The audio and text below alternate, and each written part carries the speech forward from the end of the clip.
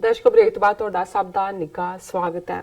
ਇਹ ਸਨ ਸਾਡੇ ਅੱਜ ਦੇ ਅਹਿਮ ਸ਼ੋਅ ਤੇ ਜੋ ਆਪਾਂ ਤੁਹਾਡੀਆਂ ਲਿਖਤਾਂ ਸਾਂਝੀਆਂ ਕੀਤੀਆਂ ਨੇ ਔਰ ਉਸ ਤੋਂ ਬਾਅਦ ਐਂਡ ਵਾਲੇ ਸੈਕਸ਼ਨ ਵਿੱਚ ਅਸੀਂ ਤੁਹਾਡੇ ਨਾਲ ਸਾਂਝਾ ਕਰਨ ਜਾ ਰਹੇ ਹਾਂ ਅੱਜ ਦਾ ਵਿਚਾਰ ਗੁਰਬਾਣੀ ਵਿਚਾਰ। ਜੀ ਡਾਕਟਰ ਸਾਹਿਬ ਕੀ ਕਹਿਣਾ ਚਾਹੋਗੇ? ਦੇਖੋ, ਗੁਰੂ ਗ੍ਰੰਥ ਸਾਹਿਬ ਜਿਹੜੇ ਸਿੱਖਾਂ ਦੇ ਐਟਰਨਲ ਗੁਰੂ ਨੇ, ਫੋਰਐਵਰ ਜੀ, ਕਿਉਂਕਿ 10ਵੇਂ ਪਾਤਸ਼ਾਹ ਗੁਰੂ ਗੋਬਿੰਦ ਸਿੰਘ ਸਾਹਿਬ ਨੇ 10 ਗੁਰੂ ਫਿਜ਼ੀਕਲ ਫਾਰਮ 'ਚ ਜਿਨ੍ਹਾਂ ਨੇ ਇਸ ਧਰਤੀ ਦੇ ਉੱਤੇ ਭਾਗ ਲਾਏ ਔਰ 10ਵੇਂ ਪਾਤਸ਼ਾਹ ਨੇ ਜੋਤੀ ਜੋਤ ਸਮਾਉਣ ਤੋਂ ਪਹਿਲਾਂ ਇਸ ਧਰਤੀ ਤੋਂ ਰੁਖਸਤ ਹੋਣ ਤੋਂ ਪਹਿਲਾਂ ਫਰਮਾਇਆ, ਸਭ ਸਿੱਖਣ ਕੋ ਹੁਕਮ ਹੈ ਗੁਰੂ ਮਾਨਿਓ ਗ੍ਰੰਥ, ਕਿ ਹੁਣ ਤੋਂ ਬਾਅਦ ਗੁਰੂ ਗ੍ਰੰਥ ਸਾਹਿਬ ਤੁਹਾਡੀ ਰੂਹਾਨੀ ਅਗਵਾਈ ਕਰਨਗੇ ਔਰ ਦੁਨਿਆਵੀ ਸੈਕੂਲਰ ਵਰਲਡ ਦੇ ਵਿੱਚ ਖਾਲਸਾ ਪੰਥ ਕੰਸੈਂਸਸ ਦੇ ਨਾਲ ਫੈਸਲਾ ਲਏਗਾ। ਇਸ ਲਈ ਅਸੀਂ ਗੁਰੂ ਗ੍ਰੰਥ ਤੇ ਗੁਰੂ ਪੰਥ ਦੇ ਕਨਸੈਪਟ ਦੀ ਗੱਲ ਕਰਦੇ।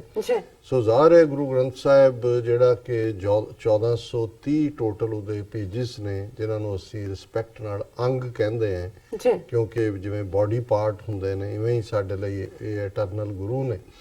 ਔਰ ਉਸ ਦੇ ਵਿੱਚ ਸਿਰਫ ਗੁਰੂ ਸਾਹਿਬਾਨ ਦਾ ਹੀ ਕਲਾਮ ਜਾਂ ਬਾਣੀ ਨਹੀਂ ਹੈ, ਜਿਹੜੇ ਉਸ ਖਿੱਤੇ ਦੇ ਸਦੀਆਂ ਪਹਿਲਾਂ ਵੀ 12ਵੀਂ 13ਵੀਂ ਸਦੀ 'ਚ ਫਕੀਰ ਹੋਏ, ਰੱਬ ਨਾਲ ਜੁੜੇ ਹੋਏ, ਉਹ ਭਾਵੇਂ ਬਾਬਾ ਫਰੀਦ ਸਨ 13ਵੀਂ ਸਦੀ ਦੇ, ਭਗਤ ਨਾਮਦੇਵ ਸਨ, ਭਗਤ ਜੈਦੇਵ ਸਨ, ਔਰ ਉਹਦੇ 'ਚ ਜਿਨ੍ਹਾਂ ਨੂੰ ਬ੍ਰਾਹਮਣਵਾਦ ਦੀ ਆਈਡੀਓਲੋਜੀ ਨੇ ਸ਼ੂਦਰ ਬਣਾਇਆ ਹੋਇਆ ਸੀ, ਭਗਤ ਕਬੀਰ ਜੀ ਜਿਹੜੇ ਜੁਲਾਏ ਸਨ, ਭਗਤ ਰਵਿਦਾਸ ਜੀ ਜਿਹੜਾ ਚਮੜੇ ਦਾ ਕੰਮ ਕਰਦੇ ਸਨ, ਉਹਨਾਂ ਦੇ ਕਲਾਮ ਨੂੰ ਵੀ ਜਿਹੜਾ ਉਹ ਗੁਰੂ ਗ੍ਰੰਥ ਸਾਹਿਬ ਦੇ ਵਿੱਚ ਗੁਰੂ ਅਰਜਨ ਸਾਹਿਬ ਨੇ ਦਰਜ ਕੀਤਾ। ਔਰ ਜਦੋਂ ਅਸੀਂ ਮੱਥਾ ਟੇਕਦੇ ਹਾਂ, ਮੱਥਾ ਟੇਕਣਾ, ਸਿਰ ਝੁਕਾਉਣਾ, ਕਿਉਂਕਿ ਉਹ ਰੱਬ ਦੀ ਸਿਫਤ ਸਲਾਹ ਹੈ, ਉਹਦੇ 'ਚ ਕੋਈ ਹੋਰ ਕਹਾਣੀਆਂ ਨਹੀਂ ਨੇ, ਸਿਰਫ ਤੇ ਸਿਰਫ ਅੱਲਾ ਦੀ ਜ਼ਾਤ ਦੀ ਗੱਲ ਹੈ, ਰੱਬ ਦੀ ਜ਼ਾਤ ਦੀ ਗੱਲ ਹੈ। ਇਸ ਲਈ ਸਾਡਾ ਸਿਰ ਉਹਦੇ ਅੱਗੇ ਝੁਕਦਾ ਹੈ। ਉਹ ਕੋਈ ਬੁੱਤ ਪ੍ਰਸਤੀ ਨਹੀਂ ਹੈ। ਕਈਆਂ ਨੂੰ ਕਿਉਂਕਿ ਸਾਡੇ ਨਾਲ ਵੱਡੀ ਗਿਣਤੀ 'ਚ ਪਾਕਿਸਤਾਨੀ ਭਰਾ ਭੈਣਾਂ ਜੁੜੇ ਹੋਏ ਨੇ, ਮੈਂ ਉਹਨਾਂ ਦੀ ਸਮਝ ਗੋਚਰਾ ਕਰਨ ਲਈ ਇਹ ਵੇਰਵਾ ਦੇ ਰਿਹਾ। ਸਿੱਖਾਂ ਨੂੰ ਤਾਂ ਪਤਾ ਹੈ।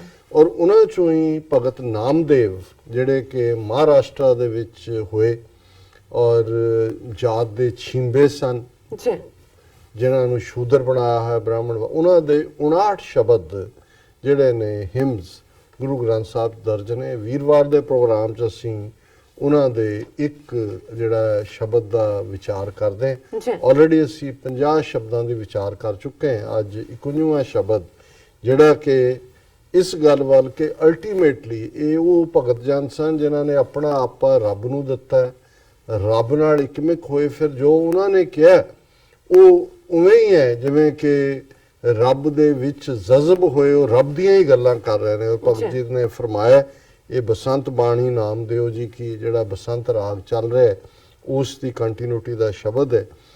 ਲੋਭ ਲਹਿਰ ਅਤ ਨੀਜਰ ਬਾਜੈ, ਕਾਇਆ ਡੂਬੈ ਕੇਸਵਾ, ਸੰਸਾਰ ਸਮੁੰਦੇ ਤਾਰ ਗੋਬਿੰਦੇ, ਤਾਰ ਲੈ ਬਾਪ ਬੀਠਲਾ। ਰਹਾਓ। ਹੁਣ ਜ਼ਾਹਰ ਹੈ ਰਹਾਓ ਦੀ ਤੁਕ ਜਿਹੜੀ ਹੈ ਉਹ ਸ਼ਬਦ ਦਾ ਸੈਂਟਰਲ ਆਈਡੀਆ ਹੁੰਦੀ ਹੈ, ਉਸ ਦਾ ਕੇਂਦਰੀ ਨੁਕਤਾ ਹੁੰਦਾ ਹੈ। ਔਰ ਕੇਂਦਰੀ ਨੁਕਤਾ ਇਹੀ ਹੈ ਕਿ ਸੰਸਾਰ ਸਮੁੰਦੇ ਤਾਰ ਗੋਬਿੰਦੇ, ਕਿ ਇਹ ਸੰਸਾਰ ਜਿਹੜਾ ਕਿ ਮਾਇਆ ਦਾ, ਅਟੈਚਮੈਂਟ ਦਾ, ਹੰਕਾਰ ਦਾ, ਲਸਟ ਦਾ ਅੱਗ ਹੈ। ਇਹ ਸਮੁੰਦਰ ਜਿਹੜਾ ਹੈ ਇਹ ਵਕਾਰਾਂ ਦੀ ਅੱਗ ਹੈ। ਤੇ ਹੇ ਮੇਰੇ ਬਾਪ, ਹੇ ਮੇਰੇ ਫਾਦਰ ਮਦਰ, ਮੇਰੇ ਰੱਬ, ਤਾਰ ਲੈ ਬਾਪ ਵੀ, ਤਾਰ ਲੈ ਮੈਨੂੰ ਪਾਰ ਲੈ ਜਾ, ਕਿ ਇਸ ਅੱਗ ਚੋਂ ਜਿਹੜੀ ਕਿ ਵਕਾਰਾਂ ਦੀ ਅੱਗ ਹੈ, ਵਾਇਸਿਸ ਦੀ ਅੱਗ ਹੈ, ਮੈਨੂੰ ਡੁੱਬਣ ਤੋਂ ਬਚਾ। ਔਰ ਪਹਿਲੀ ਤੁਕ ਹੀ ਇਹ ਸੀ, ਲੋਭ ਲਹਿਰ ਅਤ ਨੀਜਰ ਬਾਜੈ।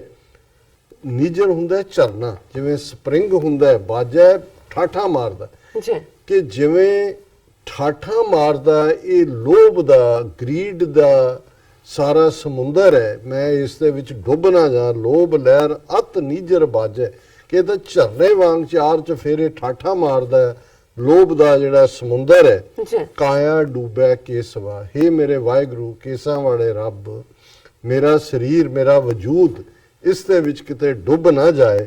ਸੰਸਾਰ ਸਮੁੰਦੇ ਤਾਰ ਗੋਬਿੰਦੇ, ਤਾਰ ਲੈ ਬਾਪ ਬੀਠਲਾ। ਅਨਲ ਬੇੜਾ ਹੋ ਖੇਵ ਨਾ ਸਾਕੋ, ਤੇਰਾ ਪਾਰ ਨਾ ਪਾਇਆ ਬੀਠਲਾ।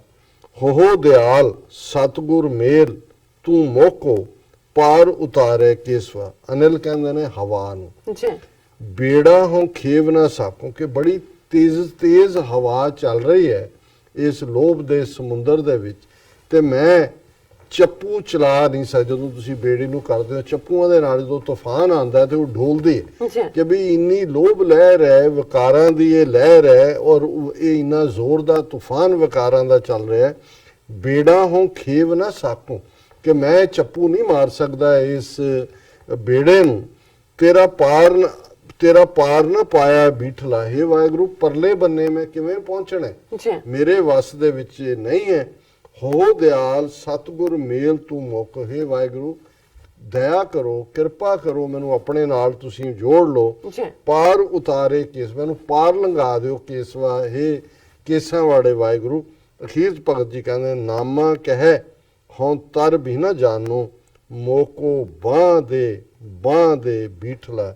ਨਾਮਦੇਵ ਜੀ ਕਹਿੰਦੇ ਨੇ ਬੇੜੀ ਦਾ ਤਾਂ ਚੱਪੂ ਮਾਰਨਾ ਨਹੀਂ ਆਉਂਦਾ, ਮੈਨੂੰ ਤਰਨਾ ਵੀ ਨਹੀਂ ਆਉਂਦਾ, ਮੈਂ ਡੁੱਬ ਜਾਵਾਂਗਾ, ਤੂੰ ਮੈਨੂੰ ਬਾਂਹ ਫੜਾ। ਹੁਣ ਜਦੋਂ ਬੰਦਾ ਕੋਈ ਡੁੱਬ ਰਿਹਾ ਹੁੰਦਾ, ਜਿਹੜਾ ਤਾਰੂ ਹੁੰਦਾ ਤੇ ਉਹਦੀ ਉਂਗਲ ਵੀ ਉਹਨੂੰ ਫੜ ਲੇ ਤੇ ਉਹ ਫਿਰ ਉਹਦੇ ਨਾਲ ਹੀ ਹੁੰਦਾ। ਕਈ ਤਾਂ ਜੱਫਾ ਪਾ ਰਹੇ ਉਹਨੂੰ ਵੀ ਨਾਲ ਡੋਲ ਦਿੰਦੇ ਨੇ। ਸੋ ਉਹਨਾਂ ਨੇ ਕਿਹਾ ਬਾਂਹ ਦੇ ਮੈਨੂੰ ਜਿਹੜੀ ਆਪਣੀ ਬਾਂਹ ਫੜਾ ਬੀਠਲਾ। ਸੋ ਇਹ ਅੱਜ ਦਾ ਵਿਚਾਰ ਜੀ। ਡਾਕਟਰ ਸਾਹਿਬ ਤੁਹਾਡਾ ਬਹੁਤ ਬਹੁਤ ਸ਼ੁਕਰੀਆ, ਤੁਸੀਂ ਅੱਜ ਦੇ ਅਹਿਮ ਇਸ਼ੂ ਤੇ ਅੱਜ ਦਾ ਵਿਚਾਰ ਸਾਰੇ ਦਰਸ਼ਕਾਂ ਨਾਲ ਸਾਂਝਾ ਕੀਤਾ।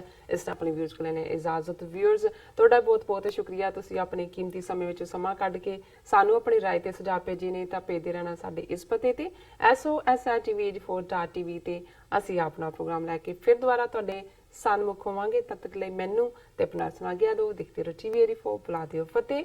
ਵਾਹਿਗੁਰੂ ਜੀ ਕਾ ਖਾਲਸਾ, ਵਾਹਿਗੁਰੂ ਜੀ ਕੀ ਫਤਿਹ।